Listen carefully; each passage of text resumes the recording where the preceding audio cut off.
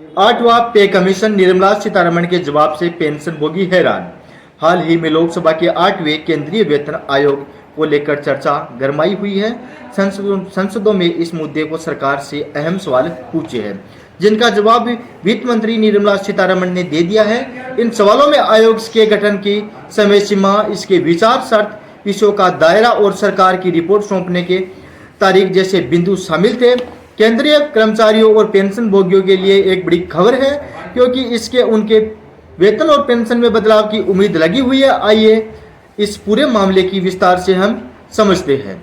सोमवार को लोकसभा की कार्यवाही के दौरान सांसद कंगना रनौत और साजिदा अहमद की सरकार से साफ साफ पूछा है कि क्या 8वां केंद्रीय वेतन आयोग बनाने का फैसला लिया गया है? अगर हाँ है तो कब तक शुरू करेगा?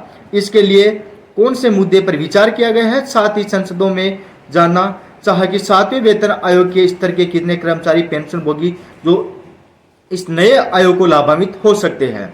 इसके अलावा क्या क्या इसकी सिफारिश से सरकारी खजानों में अतिरिक्त बोझ पड़ेगा? क्या सरकार ने इसे आर्थिक प्रभाव को समझने के लिए अध्ययन किया है? वित्त मंत्री निर्मला सीतारमण ने इन सवालों को जवाब देते हुए कहा कि सरकार ने 8वें केंद्रीय पेंशन वेतन आयोग को गठन के लिए निर्णय लिया गया है। हालांकि उन्होंने ये साफ कहा गया है कि समय सीमा और कार्य प्रणाली को लेकर फैसला इसी समय पर होगा।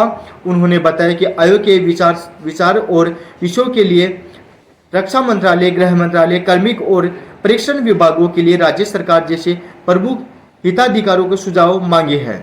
इसका मतलब है कि सरकार इस प्रक्रिया को पारदर्शी और समावेशी बनाने की कोशिश कर रही है। कर्मचारियों और पेंशन भोगियों की संख्या में सवाल में वित्त मंत्री के आंकड़े पेश किए गए हैं। इनके मुताबिक 1 मार्च 2025 तक केंद्र सरकार के सिविलियन कर्मचारियों की संख्या 36.57 लाख, जबकि 31 दिसंबर 2024 तक पेंशन भोगियों की पेंशन धारकों के लिए 33.91 लाख है। इसके अलावा रक्षा क्षेत्र में कर्मचारियों की पेंशन भोगी इस आयोग की सिफारिशों में लाभ उठा सकेंगे। यह आंकड़ा दर्शाता है कि 8वां वेतन आयोग लाखों लोगों के लिए जीवन में असर डाल सकता है। धन्यवाद दोस्तों, ये थी इस वक्त की ताजा खबर जिसे मैं आपके समक्ष लेकर उपस्थित हुआ हूँ। फिर मिलते हैं एक ब्रेक के बाद एक अन्य खबर के साथ। तब तक के लिए धन्यवाद।